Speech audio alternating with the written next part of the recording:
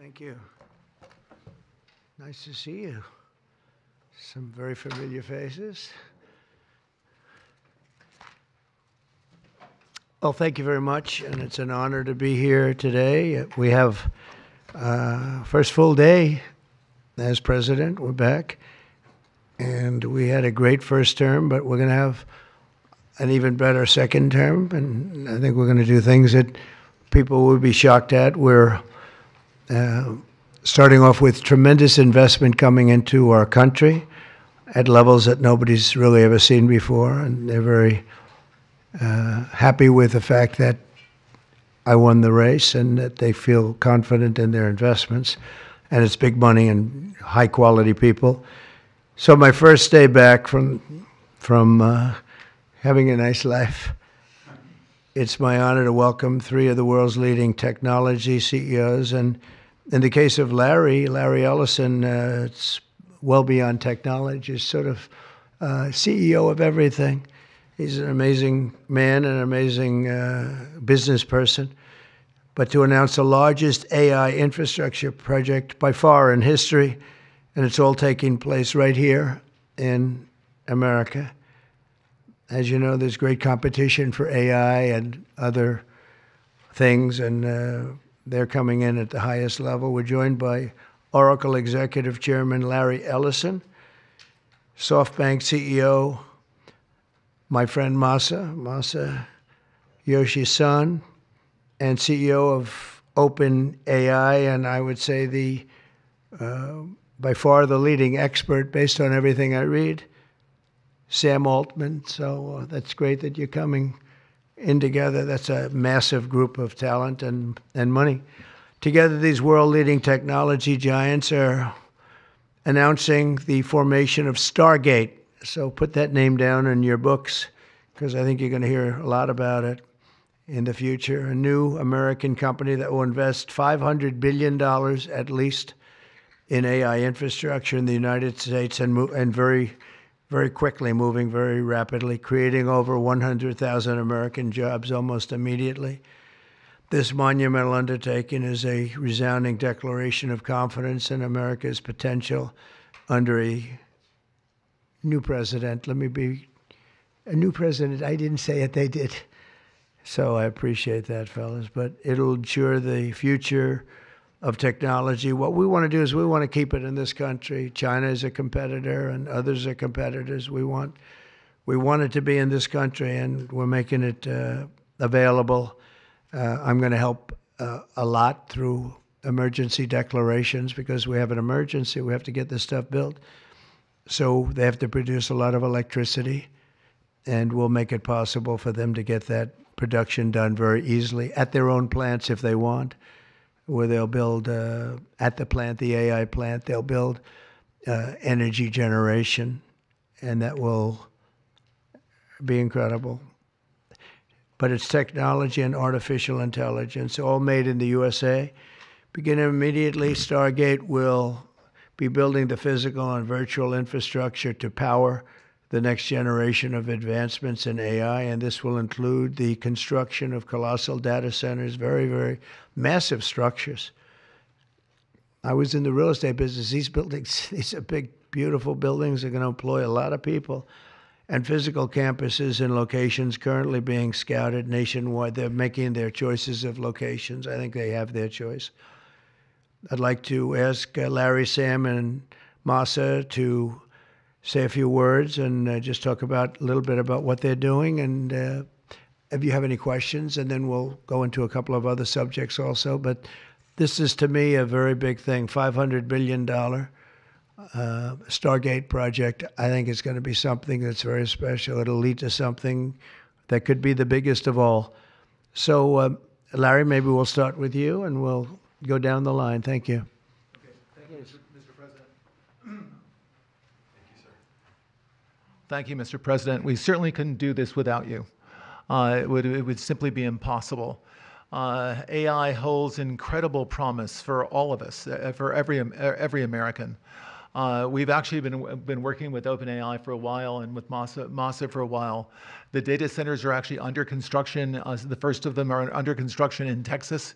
Each building's 500,000 square feet. There are 10 buildings currently being built, but that will expand to 20 and other locations beyond the Abilene location, which is our first location. The kind of applications that we're building, to give you an idea, maybe the most charismatic and the one that I think touches us all is electronic health records. Not just maintaining electronic health records, but by looking at electronic health records, understanding the condition of doctors, better understanding the condition of their patients, and being able to provide healthcare plans that are much better than they otherwise would be. A doctor in Indian River Reservation would be able to see how a doctor at Memorial Sloan Kettering would treat the patient, or a doctor at Stanford would treat the patient. We actually provide all of that information, all of that guidance to the doctors who are treating cancer patients or patients with any other kind of disease, made possible by AI. I'm not going to take a lot of time. I'm going to pass it to Masa, but this is a very exciting program for Oracle to be a part of. Thank you.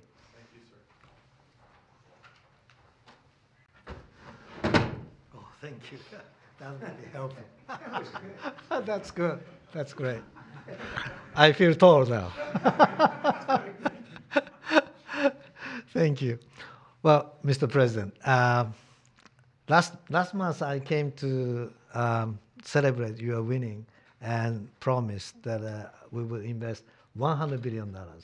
And you told me, oh, Masa, go for 200. Yeah. Now I came back with 500.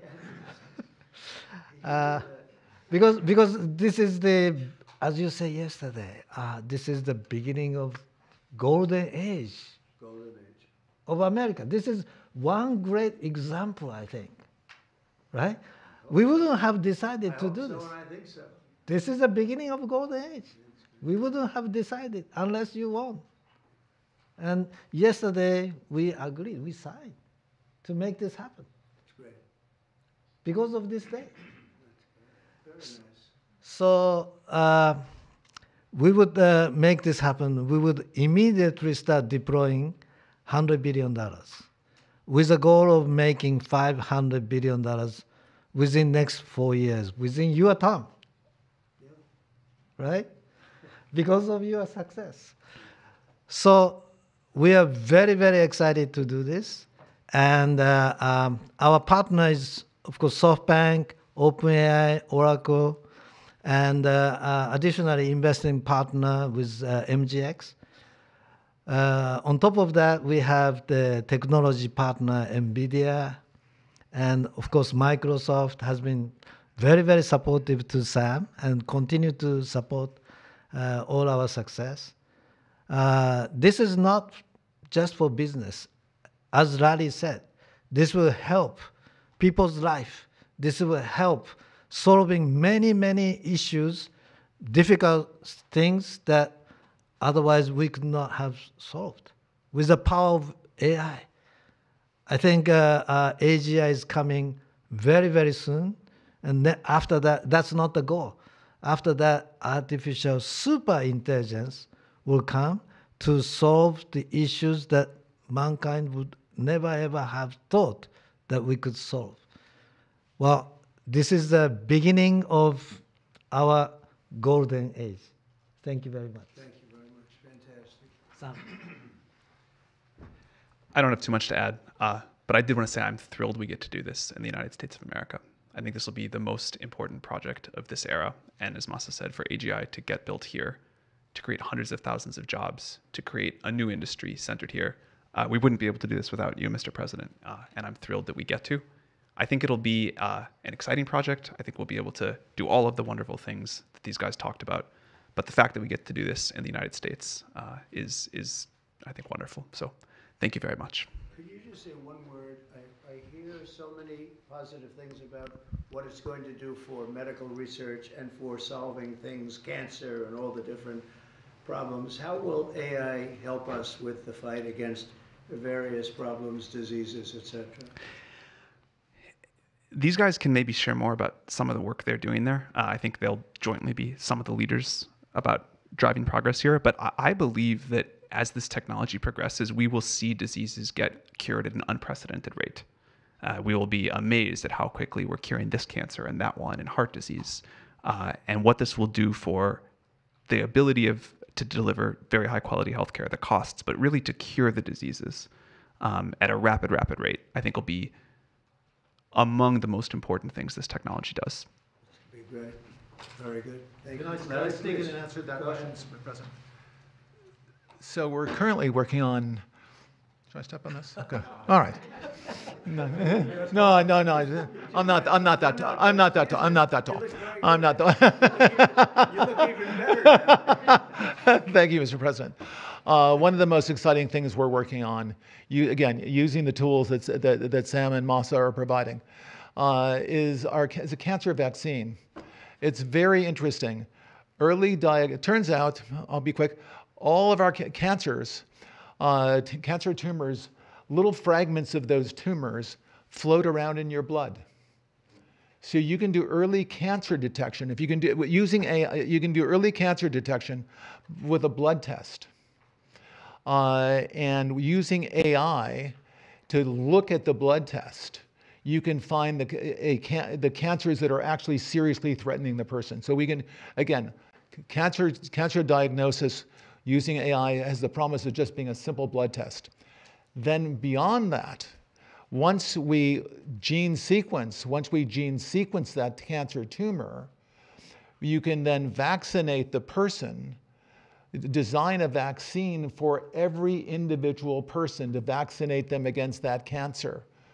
And you can make that vaccine, that mRNA vaccine, you can make that robotically, again using AI, in about 48 hours. So imagine early cancer detection, the development of a cancer vaccine for your particular cancer aimed at you, and have that vaccine available in 48 hours. This is the promise of AI and the promise of the future. Great. Thanks.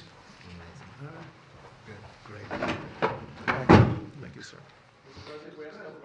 Yeah, just 1 second. We'll finish up. But these are highly respected guys. I was shocked with Larry because I don't even think Larry does this stuff. You did a very good job for a guy that doesn't do it much, right? But he's so respected, and the group, and it's really an honor. But for Larry to be here and do this is very unusual because he doesn't do this stuff. He doesn't need it. He does, and you don't need it, do you? Huh? You don't need it. But I think it's an honor to the country. It's a great honor that this group, these are the top people, that they're going to do it, and they're going to do it here, and we're going to make it as easy as it can be. A $500 million Stargate project comes in addition to a separate pledge between $100 and $200 billion from, as we know, from Masa, that we talked about before. Also $20 billion from DMAC, which was great. And we have many others that are coming. Some I just announce it. It's easier, but with some, I know them, and they're so highly respected, I'd rather do it this way. Many would like to do it this way, but we're letting the world know what's happening. This is money that normally would have gone to China or other countries, but in particular China. In total, before the end of my first full business day in Washington in the White House, we've already secured nearly $3 trillion of new investments in the United States, and probably that's going to be 6 or 7 by the end of the week. Tremendous amounts of money are coming in for many things other than even AI. AI seems to be very hot. It seems to be the thing that a lot of smart people are looking at very strongly. And our country will be prospering like never before. I think that's true, and it's going to be the golden age of America. As I say, yesterday we had the most ambitious, action-oriented day of any administration in history. No, there's never been a first day like yesterday, as you know. I signed a sweeping slate of executive orders to stop the invasion of our borders. I launched a government-wide effort to defeat inflation and bring down the cost of daily life and bring down the cost of energy, magnificently bring it down. And when energy comes down, Larry, I'd say generally speaking, when energy comes down, everything else comes down. The prices of food and the prices of everything else come down. Energy is that's the big baby. And we declared a national energy emergency to drill, baby, drill, our term that we use. We're going to drill, baby, drill like never before. We ended destructive DEI mandates across the federal government and returned our country to a merit-based system and a common sense system. As you know, the Supreme Court gave us a decision on merit, where things in this country can be based on merit now instead of a lot of different rules, regulations, and things that really put our country at a big disadvantage. We permanently stopped government censorship and restored free speech. That was signed yesterday. We renamed the Gulf of Mexico the Gulf of America.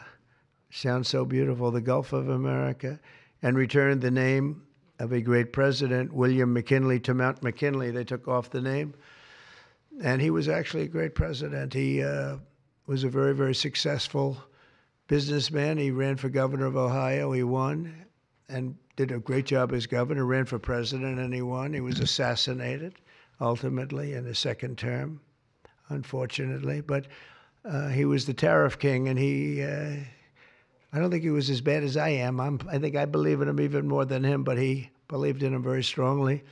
And he raised massive amounts of money. Our country was at its richest from 1870 to 1913. We had the most. That was when we were the richest, relatively speaking. We were the richest during that period of time. That was tariffs from other countries. And our administration's moving with unprecedented urgency and speed to confront every single crisis facing us, and we'll get the job done. And again, I want to thank Sam and Masa and Larry for being here. It's an honor to have them. And we'll take a few questions if you want. Can I ask you about some of the executive orders? You would agree that it's never acceptable to assault a police officer. Sure. Right? So then if I can, among those you pardoned, DJ Rodriguez, he drove a stun gun into the neck of a D.C. police officer who was abducted by the mob that day. He later confessed on video to the FBI and pleaded guilty for his crimes. Why does he deserve a pardon? Well, I don't know. Was it a pardon? Because we're looking at commutes and we're looking at pardons.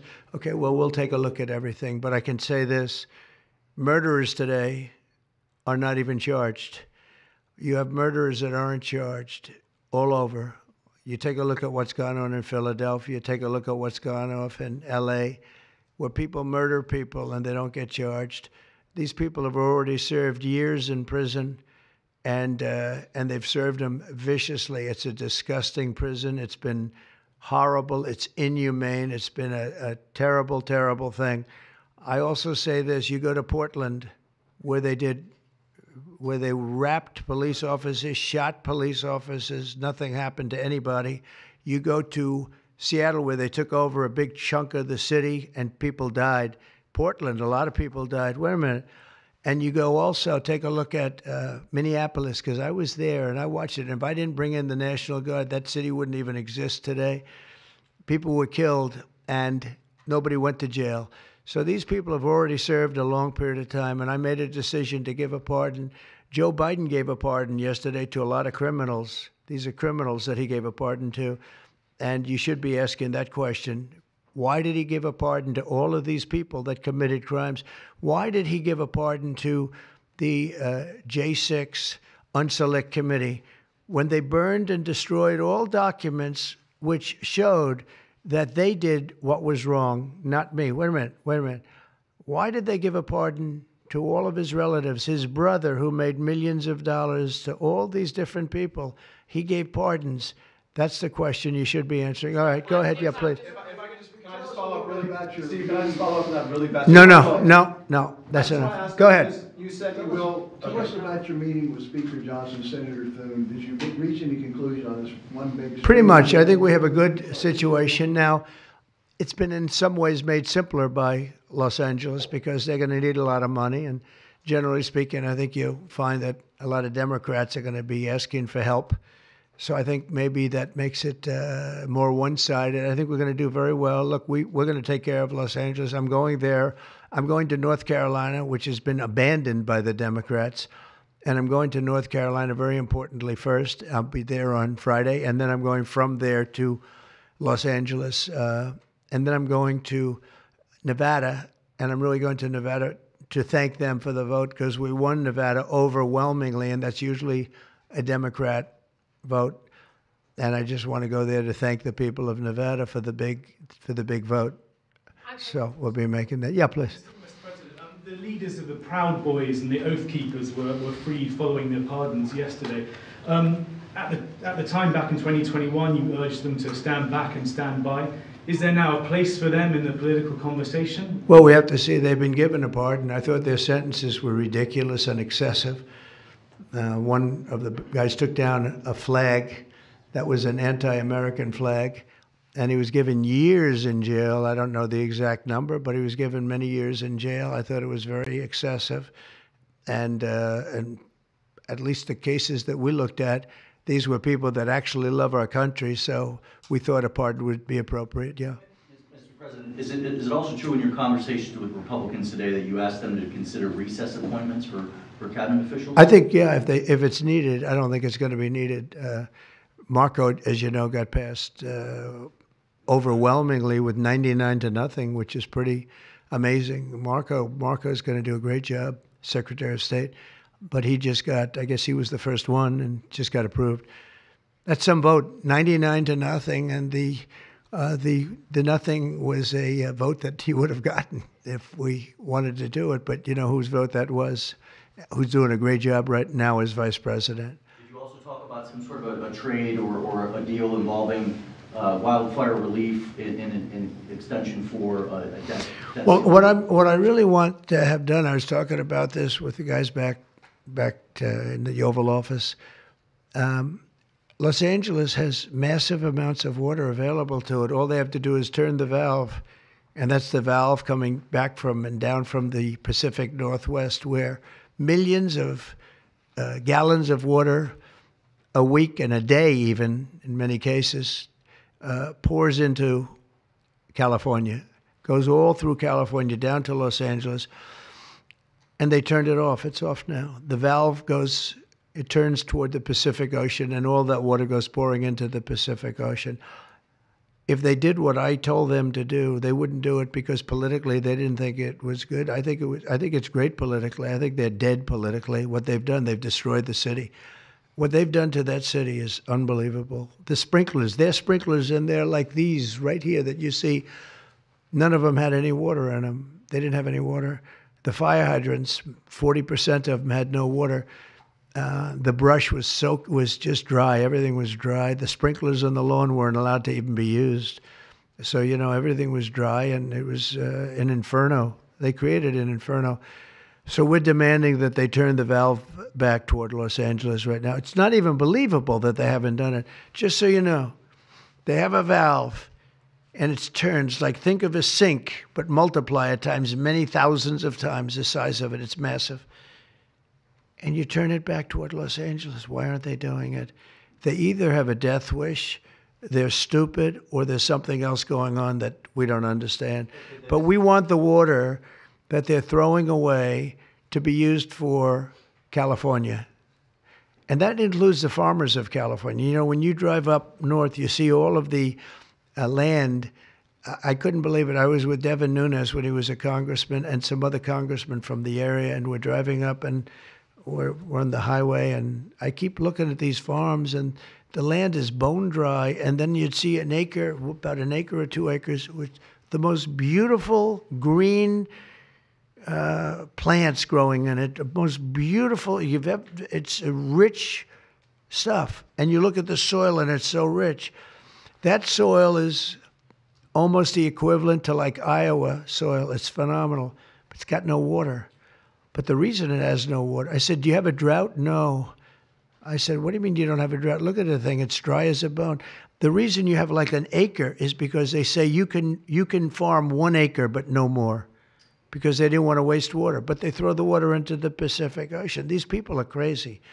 So we're going to be issuing an executive order demanding that they immediately let that water come down through California. Farmers, even people living in Beverly Hills. Now, those people have been a lot of them are wiped out. Believe it or not, you know, they were having restrictions, Larry, you know about this.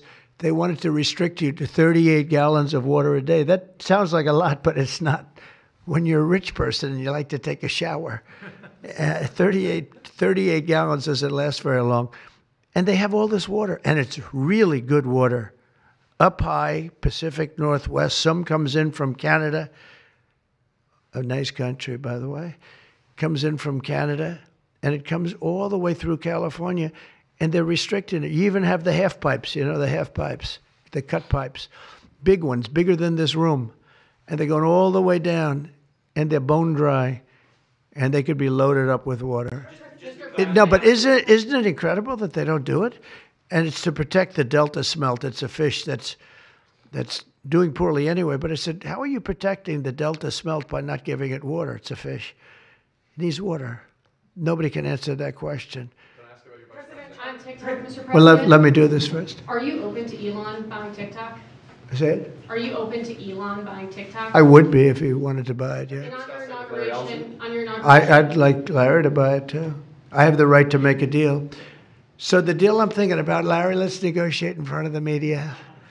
The deal, I think, is this, and I've met with owners of TikTok, the big owners. It's worthless if it doesn't get a permit. It's not like, oh, you can take the U.S. The whole thing is worthless. With a permit, it's worth like $1 trillion. So what I'm thinking about saying to somebody is buy it and give half to the United States of America, half, and we'll give you the permit. And they'll have a great partner, the United States. And they'll have something that's actually more valuable because they have the ultimate partner, and the United States will make it very worthwhile for them in terms of the permits and everything else. But so think of it, you have an asset that has no value or has $1 trillion value. It all depends on whether or not the United States gives the permit. So what I'm saying is let the United States give the permit, and the United States should get half. Sounds reasonable. What do you think? Sounds like a good deal to me, Mr. President. Yeah, he can afford it too. Mr. President, you're a president who has long said that you back the blue, but aren't you sending the message that assaulting officers is okay with these pardons? No, the opposite. In fact, I'm going to be letting 2 officers from Washington Police, D.C. I believe they're from D.C., but I just approved it. They were arrested, put in jail for 5 years because they went after an illegal, and I guess something happened where something went wrong. And they arrested the 2 officers and put them in jail for going after a criminal, a rough criminal, by the way. And I'm actually releasing. No, I am the friend of police, more than any president that's ever been in this office. More than 400 of the people that you pardoned, though, assaulted officers. So I want to ask you about the Vice President, J.D. Vance. He said, this is a week ago, he said, if you committed violence on January 6th, obviously you should not be pardoned. Why is your Vice President wrong? Well, only for one reason. They've served years in jail. They should not have served, excuse me, and they've served years in jail, and murderers don't even go to jail in this country. And we had 1,500. We have 16 under review. As you know, we commuted about 16 of them because it looks like they could have done things that were not acceptable for a full pardon. But these people have served years of jail, and their lives have been ruined. And in many cases, listen to me for a second. Stop interrupting. They served years in jail, and if you look at the American public is tired of it. Take a look at the election. Just look at the numbers on the election. We won this election in a landslide because the American public is tired of people like you that are just one-sided, horrible people in terms of crime. You don't talk about all the people that have been killed and what happens to those murderers. Murderers get no time. You take a look at some of these DAs. They go after political opponents, but they don't go after people that shoot people in the street. They're caught. They know where they're living. They know everything. They don't even go up to pick them up anymore. They just let them live there. They know all about it. They have their pictures. They have the tape of the shooting, and they don't even go up and you're talking about this. No, we pardoned people that were treated unbelievably poorly. In the history of our country, there's never been anything take place like this. They're still looking for them, but they're not looking for the murderers, the people that are killing everybody. We are, though, and we're getting them out of the country. We just started that. We're getting them out of the country, and they're going to be gotten out of the country fast. They came in illegally from jails and from prisons. They killed many people. Some of them killed many people. About 50% of them killed more than one person. They were released into our country. That's what we're focused on, not the kind of nonsense you're talking about. You called for a ceasefire in Ukraine. If Vladimir Putin doesn't come to the table to negotiate with you, will you put additional sanctions on Russia? Sounds likely. And do you think that the war should be frozen currently? The war should have never started. If you had a competent president, which you didn't, the war wouldn't have happened. The war in Ukraine would have never happened if I were president. But that couldn't happen because the election was rigged. Yeah, go ahead. Mr. President, there's been some debate within your orbit over whether or not to keep or eliminate H-1B visas. What's your position on that? Do you want to keep H-1Bs or do you want to get... Well, I like both sides of the argument, but I also like very competent people coming into our country, even if that involves them training and helping other people that may not have the qualifications they do. But I don't want to stop. And I'm not just talking about engineers. I'm talking about people at all levels. We want competent people coming into our country. And HB1, I know the program very well. I use the program. Maitre d's, wine, experts, even waiters, high quality waiters. You got to get the best people. Now, then you go into people like Larry, and he needs engineers, and Massa needs, and this gentleman needs engineers like nobody's ever needed engineers, right? So we have to have the quality people coming in. Now, by doing that, we're expanding businesses, and that takes care of everybody. So I'm sort of on both sides of the argument, but what I really do feel is that we have to let really competent people, great people come into our country, and we do that through the H-1 program. Mr. President, are you looking to impose tariffs on Canada and Mexico in an effort to force negotiations sooner on USMCA? No, it's really not on USMCA. It has nothing to do with that. They've allowed, both of them, Canada very much so, they've allowed millions and millions of people to come into our country that shouldn't be here. They could have stopped them, and they didn't. And they've killed 300,000 people last year, my opinion, have been destroyed by drugs, by fentanyl. The fentanyl coming through Canada is massive. The fentanyl coming through Mexico is massive. And people are getting killed, and families are being destroyed. I mean, the son gets killed, and the family is a basket case for the rest of their lives. I mean, I've seen mothers that thought they'd heal.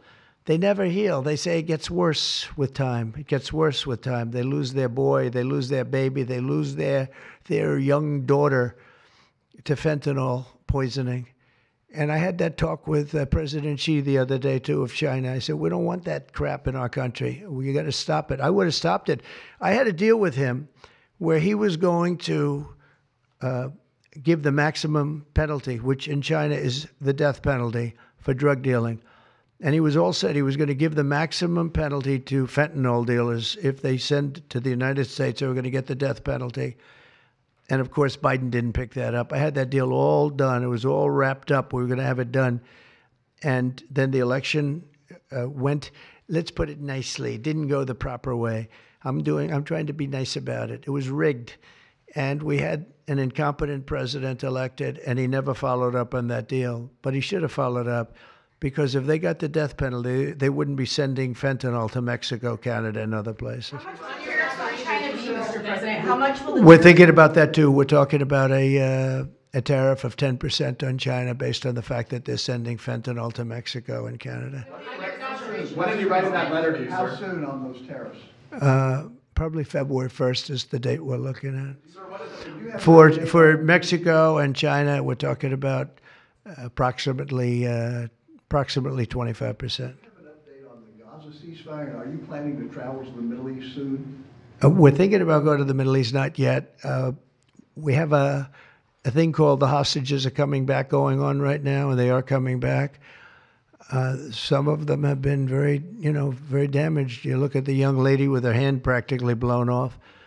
You know how that happened, right? Did you know how that happened? When you find out, you're not going to be too happy because it was terrible. But The hostages are starting to come back. If I weren't here, they wouldn't be back ever. They would have never come back. They would have all died. If this were done a year earlier, if Biden would have done this deal a year and a half, 2 years ago, or frankly, it should have never happened. October 7th should have never happened. Nobody should be dead. But through weakness, they allowed it to happen, and then it was a disaster from them. But you go back just 6 months ago, many of these young people were living. You know, young people don't die like that. They're just dying. And young people aren't dying at 22 and 23 years old. They don't die. But now they're dying, and you wonder why they're dying. They're being killed, and they have been killed. But they say 6 months ago you would have had 11 more living hostages. Think of that. 6 months ago. But Biden couldn't get it done, and it was only the imposition that I put on as a deadline that got it done. But it's a very sad situation. It should have never happened. I'll tell you, 2 things should have never happened. 3 things. Inflation should have never happened. It would have never happened except for what they did to energy and their crazy spending. And Ukraine would have never happened. Never. By the way, Russia never would have gone into Ukraine. I had a very strong understanding with Putin that it would have never, ever happened. He disrespected Biden. Very simple. He disrespects people. He's smart. He understands. He disrespected Biden. And also, the Middle East would have never happened because Iran was broke. They had no money. They had no money for Hamas. They had no money for Hezbollah. It would have never happened. October 7th would have never happened. But it did happen. So this is the cards I've been given. And we're getting the hostages back. That would have never happened under Biden. They would have never come back. They were just dying not that slowly. They were dying or being killed. But that was what was happening. Are you going to keep sending weapons to Ukraine, or are you going to turn off the tap soon? Well, we're looking at that. We're talking to Zelensky. We're going to be talking with President Putin very soon. And we'll see how it all happens. We're going to look at it very soon. One thing I do feel, the European Union should be paying a lot more than they're paying because under Biden, I mean, we're in there for $200 billion more. Now, it affects them more than it affects us. We have an ocean in between, right? Little thing called an ocean. The European Union should equalize. We're in there for $200 billion more than the European Union. I mean, what are we, stupid? I guess the answer is yes, because they must think so. But the European Union takes advantage of us tremendously on trade, and they now take advantage of, and always have. If I didn't get involved years ago, in my first term, one of the first things I noticed was that they're not paying enough. They're not paying. And a lot of those countries weren't even paying. The NATO countries, they weren't paying. Only 7 out of 28 were paying. We were one of them. And Poland was one. And they had a few of them that were paying, and some were paying very proudly. Usually the closer to the borderline of Russia they were, the faster they paid, okay? The ones that were further away tended not to pay so fast. And one thing on that, I think they should lift their number not to 2%, but to 5%. NATO should be at 5%, not at 2%. 2% is ridiculous, yeah. Did you ask President Xi in your conversation about Ukraine, did you ask him to get involved Yeah. in helping settle that? Could you tell us about I did, that? yeah. I said, you ought to get it settled because he's not done very much on that. He's got a lot of power, like we have a lot of power. I said, you ought to get it settled. We did discuss it, yeah. Mr. President, you launched a crypto coin the other day. Do you intend to continue selling products that benefit yourself personally while you're president? Well, I don't know if it benefited. I don't know where it is. I don't know much about it other than I launched it. I heard it was very successful. I haven't checked it. Where is it today? You made a lot of money, sir. How much? Several $1 billion, it seems like, in the last several days. Several billion? That's peanuts for these guys. So you talked about the letter from President Biden. Can you give us some sense, broadly speaking? Yeah, he wrote me a nice letter. I mean, I did open it last night. And I didn't know. Peter said, did you get the letter? I said, wait a minute, let's see the letter. It's sort of a tradition. You put it in the drawer, especially of the beautiful Resolute desk, right? And I opened the drawer, and there it was. It said to number 47. And it was a very nice letter. I mean, I could show it because I think it was a nice letter. Maybe I will. I think. What do you say in terms of Just basically, it was a little bit of an inspirational type letter, enjoy it, do a good job. Important, very important, how important the job is. But I think it was a nice letter. I think I should let people see it because it was a positive for him in writing it. I appreciated the letter. Mr. President, were security concerns at all a factor when deciding to move your inauguration indoors? No, not at all. No, not at all. It was just cold. Look, if we would have, I just went out to the helicopter, right, we said goodbye. That's a tradition. As long as before it used to be a stagecoach, and then helicopters came along. But that's been a tradition. You go out and you do that. And we stood there for 10 minutes, and I'll tell you what, people would not have been able to get through that day. That was cold. It was sort of interesting. Don't let the sun fool you. Tell me something. Sunny days can get very cold, can't they? Because that was so freezing yesterday. You couldn't have gotten through it. It would have been. And the answer is no, it wasn't security. With that being said, I thought the Capitol, the Rotunda, was beautiful. 72 degrees, unbelievable sound. It's like being in an opera house.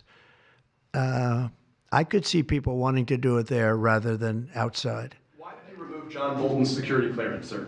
Because I think there was enough time. We take a job. You take a job. You want to do a job. We're not going to have security on people for the rest of their lives. Why should we? I thought he was a very dumb person, but I used him well because every time people saw me come into a meeting with John Bolton standing behind me, they thought that he'd attack them because he was a warmonger. He's the one that got us involved, along with Cheney and a couple of others, convinced Bush, which was a terrible decision, to blow up the Middle East. We blew up the Middle East and we left.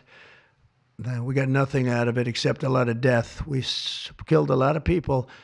And John Bolton was, one of those guys, a stupid guy. But no, you can't have that for life. You shouldn't expect it for life. Sir, is that meeting that you mentioned with President Zelensky, will that take place here, and when and where will you meet with him? I don't know. I mean, look, President Zelensky would like to have peace.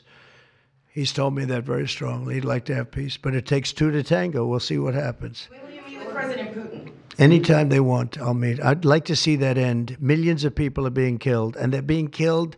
It's a vicious situation, and they're now largely soldiers. A lot of people have been killed in the cities. They look like demolition sites. Buildings, massive buildings bombed and coming down.